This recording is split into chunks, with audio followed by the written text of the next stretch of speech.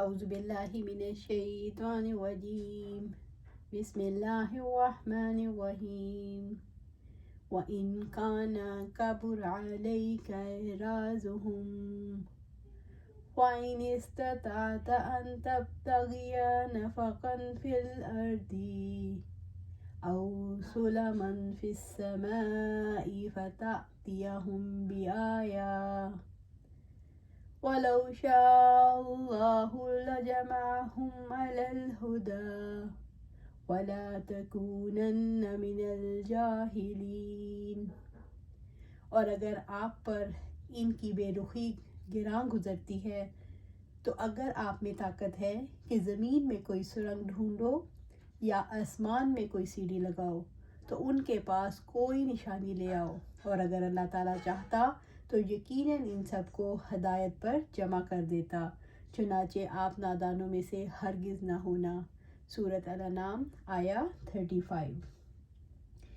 اگر آپ صلی اللہ علیہ وآلہ وسلم پر لوگوں کا اللہ تعالیٰ، اس کے دین، اس کے رسول سے منہ پھیرنا شاق گزرتا ہے، اور آپ صلی اللہ علیہ وآلہ وسلم کی شدید خواہش ہے کہ وہ ایمان لے آئیں، تو آپ کوشش کر دیکھیں زمین میں بھی آسمانوں میں بھی اور کوئی نشانی لے آئیں، تب بھی وہ ایمان نہیں لائیں گے۔ اللہ رب العزت نے واضح کیا ہے کہ ہدایت دینا آپ کا اختیار نہیں، اس لیے آپ صلی اللہ علیہ وآلہ وسلم کی کوششیں برآور نہیں ہو سکتی۔ ہدایت تو اللہ تعالیٰ ہی جسے چاہتا ہے عطا کرتا ہے۔ یہ آیت اعراض کرنے والوں کی ہدایت کی تمنا اور امید کو منقطع کر دیتی ہے۔ داعی کے دل میں معجزات دکھا کر لوگوں کو راہ راست پر لانے کی خواہش کیوں پیدا ہوتی ہے؟ حق کی دعوت دینے والا چاہتا ہے کہ کسی طرح قوم راہ راست پر آ جائے۔ دعوت دینے والا اپنی قوم کی گمراہی پر دل گرفتہ رہتا ہے، وہ اپنی قوم کو دنیا کی تباہی اور آخرت کے عذاب کے راستے پر چلتا نہیں دیکھ سکتا، اس لیے وہ چاہتا ہے کہ کوئی ایسا معجزہ آ جائے کہ لوگ ایمان لے آئیں۔ انسانوں کو ہدایت دینے کے لیے معجزات کیوں نہیں دکھائے جاتے؟ اگر حق کی دعوت ایسے معجزات کے ساتھ پیش کی جائے کہ لوگ مجبور ہو کر ایمان لے آئیں تو اختیار کی آزادی ختم ہو جاتی ہے۔ امتحان کے لیے آزادانہ اختیار کا ماحول ہونا ضروری ہے۔ معجزات اختیار کو ختم کر دیتے ہیں، اس لیے ہدایت کا انحصار معجزات پر نہیں ہوتا۔ رسول اللہ صلی اللہ علیہ وآلہ وسلم کو بے رخی کرنے والوں کی ایمان کی خواہش پر رب العزت نے کیا سرزنش کی؟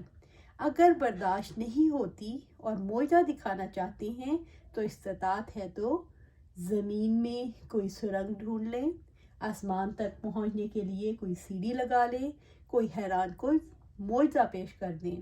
اگر اللہ تعالیٰ چاہتا تو سب کو ہدایت پر جمع کر دیتا، لہٰذا آپ نادان مت بنیں۔ وَلَوْ شَاءَ اللَّهُ لَجَمَعَهُمْ عَلَى الْهُدَى فَلَا تَكُونَنَّ مِنَ الْجَاهِلِينَ۔ اور اگر اللہ تعالیٰ چاہتا تو یقیناً ان سب کو ہدایت پر جمع کر دیتا، چنانچہ آپ نادانوں میں سے ہرگز نہ ہونا۔ اگر اللہ تعالیٰ کی حکمت کا تقاضا ہوتا تو سب کو ہدایت پر جمع کر دیتا۔ رب العزت کا فرمان ہے وَلَوْ شَاءَ رَبُّكَ لَآمَنَ مَنْ فِي الْأَرْضِ كُلُّهُمْ جَمِيعًا أَفَأَنْتَ تُكْرِهُ النَّاسَ حَتَّى يَكُونُوا مُؤْمِنِينَ۔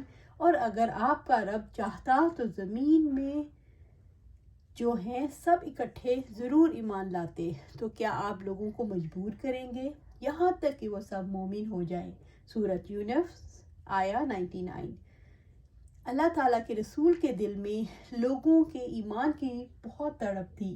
آخر کار اللہ تعالیٰ نے آپ صلی اللہ علیہ وآلہ وسلم کو فرمایا کہ ایمان وہی لائے گا جس کی قسمت میں ازلی سعادت ہوگی۔ فَلَا تَكُونَنَّ مِنَ الْجَاهِلِينَ، چنانچہ آپ نادانوں میں سے ہرگز نہ ہونا۔ جاہل وہ ہیں جو حقیقت کو نہیں سمجھتے اور اشیاء اور امور کو ان کے مقام پر نہیں رکھتے۔ آپ صلی اللہ علیہ وآلہ وسلم سے فرمایا گیا کہ آپ صلی اللہ علیہ وآلہ وسلم نادانوں جیسی خواہش نہ فرمائیں۔ آپ ان کے ایمان کی شدید تمنا یا ان کی مانگ پوری کرنے کی شدید خواہش کر کے ہی نادانوں میں سے نہ بن جائیے، جنہیں اللہ کی مشیت یا اس کی حکمت اور مصلحت کے تقاضوں کا پتہ نہیں۔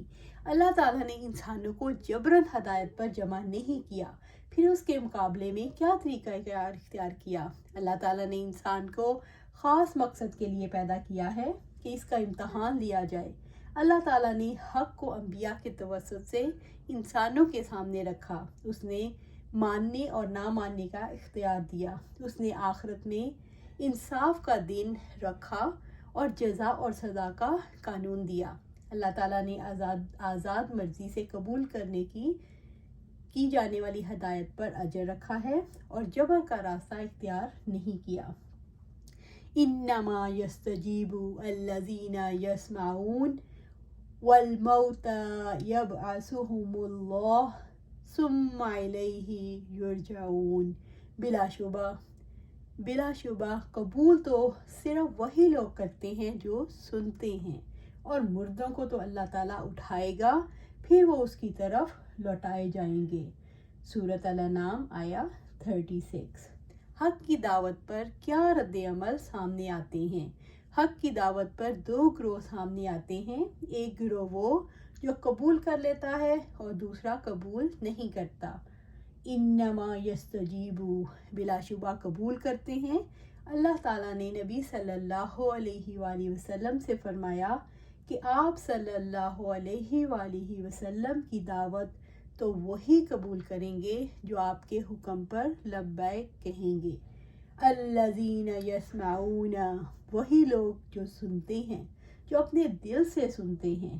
جہاں تک سننے کی بات ہے تو اچھے برے سبھی سنتے ہیں، لیکن دل کے کانوں سے سننے والا لبیک کہتا ہے۔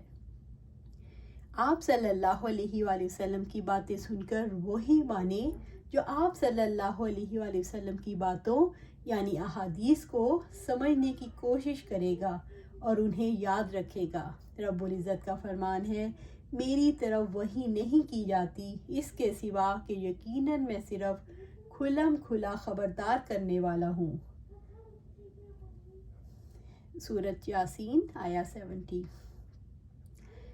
حق کی دعوت وہ قبول کرتے ہیں جو سنتے ہیں۔ سننے سے کیا مراد ہے؟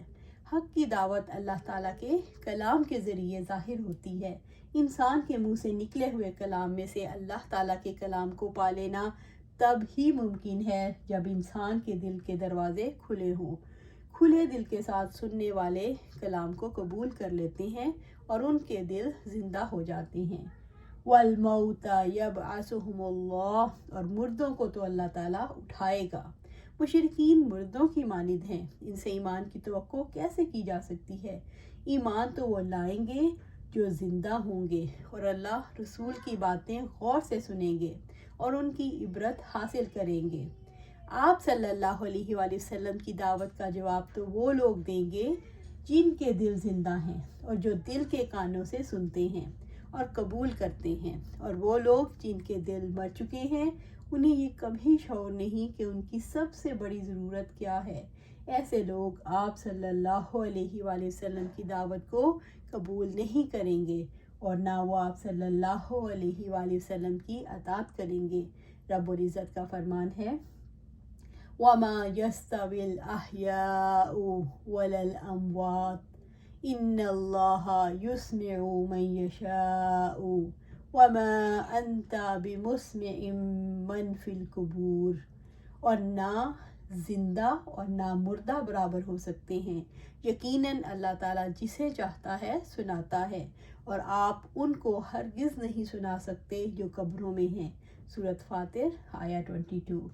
او من کان میتا فاحییناہ وجعلنا له نورا یمشی بہ فی الناس کمن مثلہ فی الظلمات لیس بخارج منہا کذالک زین للکافرین ما کانوا یعملون۔ اور کیا وہ شخص جو مردہ تھا پھر ہم نے اسے زندہ کیا اور ہم نے اس کے لیے ایک روشنی بنا دی جس کے ساتھ وہ لوگوں میں چلتا ہے، اس شخص کی طرح ہو سکتا ہے جو اندھیرے میں ہے اور اس سے نکلنے والا نہیں ہے۔